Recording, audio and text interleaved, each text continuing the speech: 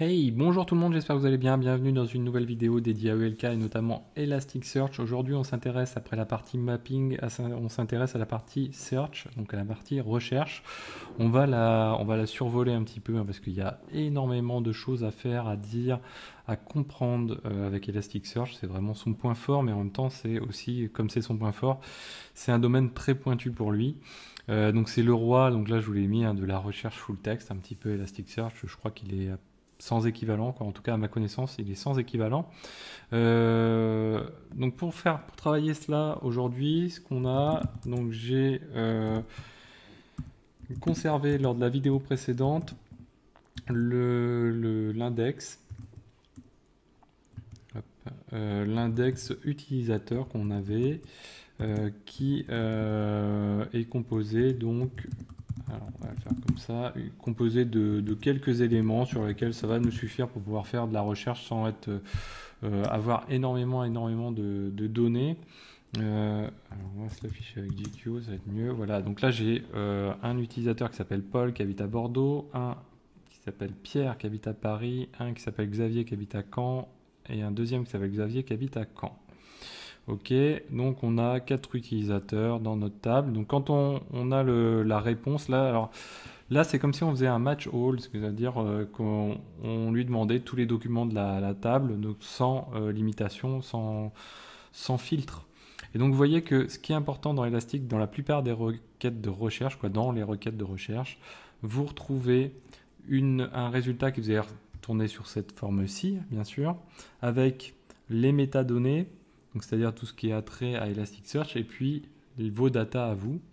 Et là, vous avez systématiquement le underscore score, donc qui est une métadonnée calculée par Elasticsearch, qui, par rapport à la recherche que vous avez fait, vous indique un taux de correspondance, si on peut dire, entre ce que vous avez demandé et le résultat le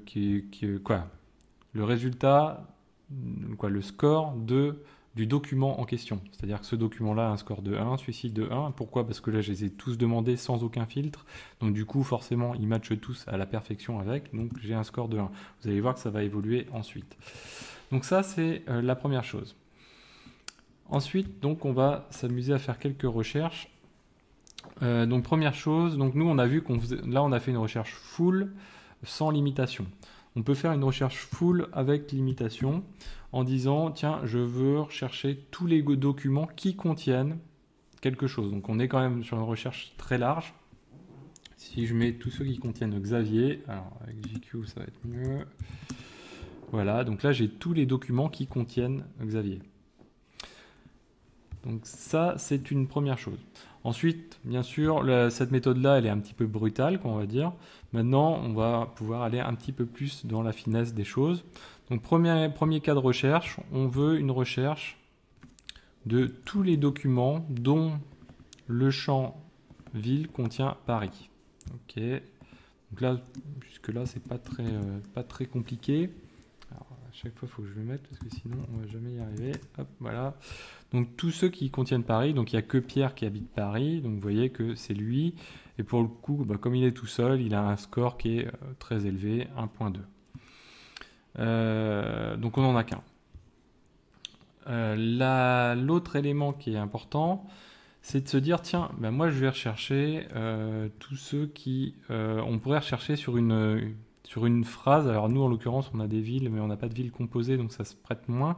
On pourrait avoir une phrase du style quand Paris, enfin, avoir un élément composé de deux éléments avec un espace entre les deux, quoi, un élément composé.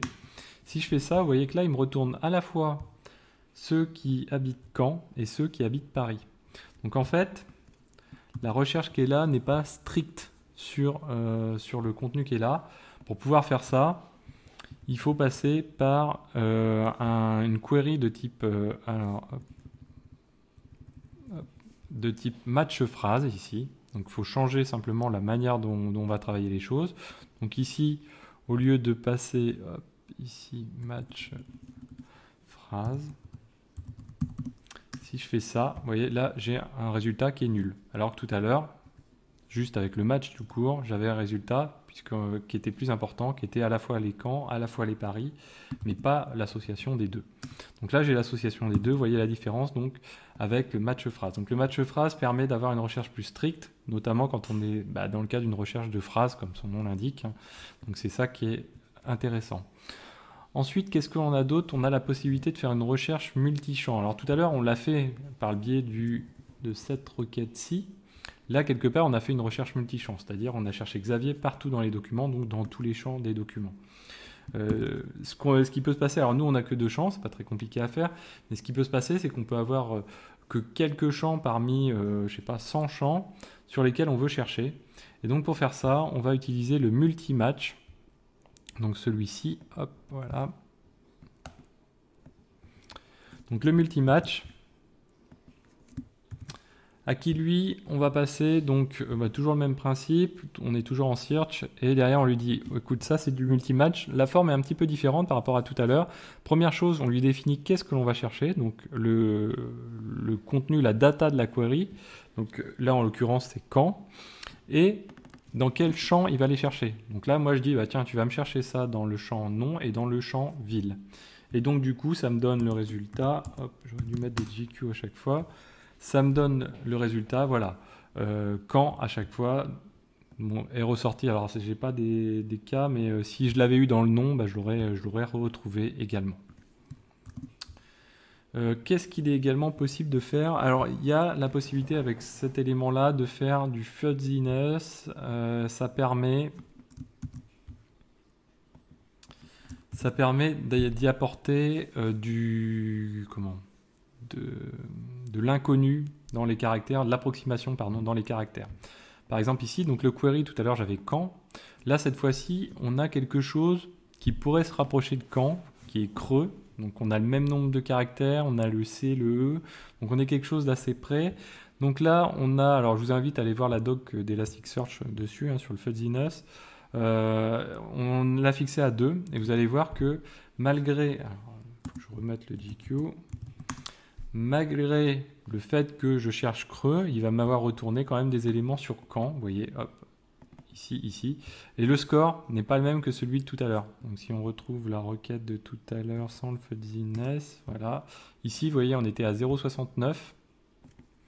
Et là, avec le fuzziness, on est passé à 0,34. Malgré tout, il me les a retournés. Donc vous avez l'indication de score qui est quand même très importante. Alors, ça dépend ce qu'on va avoir à faire. Pour faire de la recherche dans les logs, ça ne va pas forcément être le cas. Mais ça va être très intéressant quand, par exemple, voilà, sur des sites de e-commerce ou autres, vous voulez d'abord afficher certains résultats parce qu'ils ont un meilleur score que les autres, parce qu'ils matchent une meilleure sorte que les autres. Ça va être une manière de pouvoir le faire. Bon, après, c'est plus compliqué que ça, bien sûr. Vous avez la possibilité de faire une recherche sur le terme exact. Donc là, comme ceci. Donc là, on lui passe, plutôt que de lui passer un match, on lui passe un terme et on lui dit, écoute, tu vas me chercher sur le nom qui vaut une valeur Xavier, par exemple. Donc le champ nom vaudra Xavier. Et donc dans ce cas-là, il me retourne le résultat sur une valeur stricte quand le nom vaut Xavier. On a la possibilité de faire l'inverse. Donc là, plutôt que de mettre terme, on va mettre fuzzy. Hop là. Fuzzy. Et puis plutôt que de mettre Xavier, je vais mettre Xanier. Allez, on va mettre ça. Ouais, c'est un peu trop près. Xonier. Tiens. Là, qu'est-ce qu'il va m'avoir retourné? Donc, vous voyez, on est toujours en mode fuzzy. Donc, ça, c'est assez sympa. Et du coup, il m'a retourné tout ce qui contient Xavier. Vous voyez, avec un score qui est pas très élevé. Mais voilà, ça me donne une indication sur la compatibilité. Je pense que voilà, on a fait le tour avec tout ça. Donc ça vous a donné un ordre d'idée sur le search, la manière dont ça fonctionne. L'idée, c'est de ne pas être le champion de la recherche sur Elasticsearch. Si vous souhaitez le faire, bien sûr, vous pouvez le faire. Là, il va falloir bosser vraiment la documentation, faire des tests, etc. Là, l'idée, c'est de comprendre ce qui se passe, surtout quand on fait des requêtes au niveau de Kibana. Quoi qu'il arrive, il passe par là, puisqu'il utilise le moteur Lucene d'Elasticsearch. Donc il passe par Elasticsearch pour passer ses requêtes. Donc Kibana n'est qu'un aide à l'édition de ces requêtes, donc qui, vous voyez, apporte quand même beaucoup d'aide, puisqu'en fait, comparé à ce qu'on a fait via l'interface graphique, taper des curls, c'est pas du tout la même chose. Nous là on a fait que de la requête simple, vous avez vu ça semble complexe alors que c'est pourtant des requêtes relativement simples. Donc voilà, l'idée c'est de vous donner quelques notions dessus pour un peu mieux comprendre les choses. J'espère que cette vidéo vous a plu, n'hésitez pas à la partager, à mettre des pouces bleus, à commenter et moi je vous dis à très bientôt sur Xavki.